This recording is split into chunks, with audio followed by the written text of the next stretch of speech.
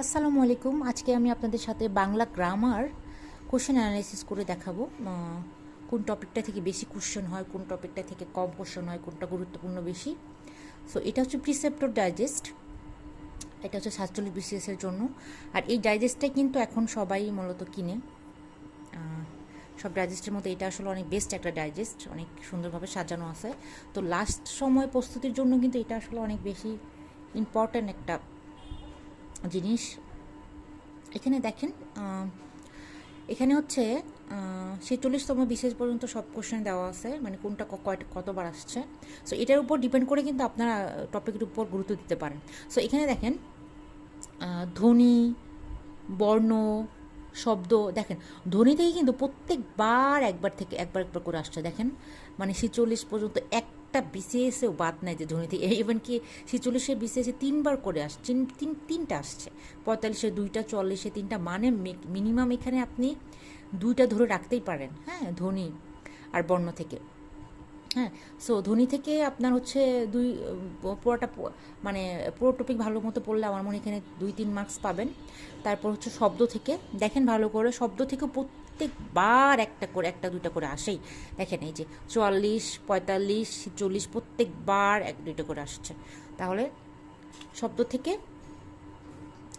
শব্দ থেকে যদি পড়েন তাহলে এখান থেকে 1 অথবা 2 মার্কস পেতে পারেন। প্রত্যয় থেকেও প্রায় প্রায় আসে, আবার মাঝে মাঝে আসে না, আমার মাঝে মাঝে আসে প্রায়টা। কিন্তু আমি এখন প্রত্যেকটা বিসিএসে দেখলাম যে প্রায় প্রায় প্রত্যয় গুরুত্ব দেয়।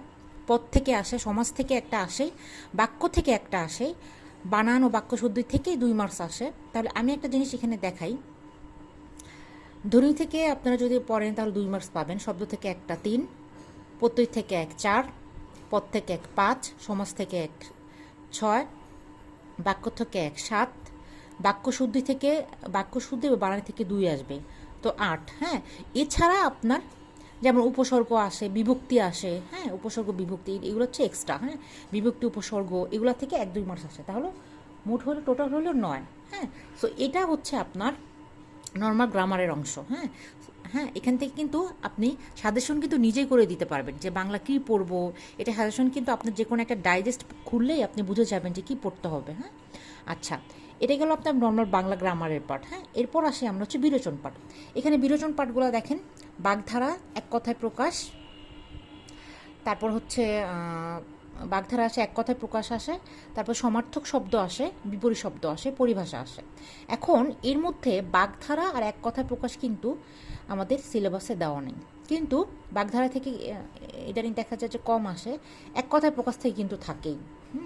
সো সিলেবাসে নাই দেখি যে বাদ দেবেন এমন কোনো দিকে তো না। বিরোচন থেকে আপনার 4 অথবা 5 মাস থাকে, তাহলে ওখানে হচ্ছে 9 আর এখানে হচ্ছে 4-5 মাস, মানে 10-12 মাস আপনার, 12-13 মার্কস আপনার এমনিই হয়ে যাবে। হ্যাঁ, সো আপনি এই টপিকগুলোর উপরে আসলে গুরুত্ব দেন।